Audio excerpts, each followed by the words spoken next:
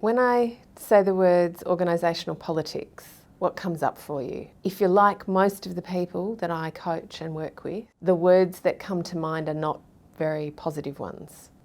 The reality is that in any organisation, politics are present, and if we try to ignore them, we do so at our own peril.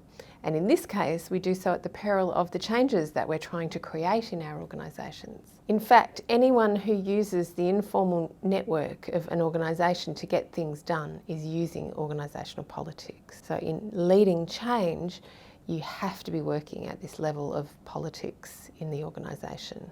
Marty Linsky, who's a co-author with Ron Heifetz in Leadership on the Line, talks about the idea that in order to succeed in organisations, you need to work as closely with your opponents as with your allies.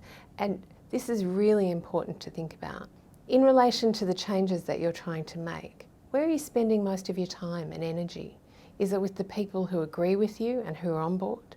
Or is it with the people who don't see the need for change or are trying to oppose it? So take a minute now to think about the person who's furthest from you in relation to your change and consider some questions. For example, what interest do they have in your work, either financial or emotional?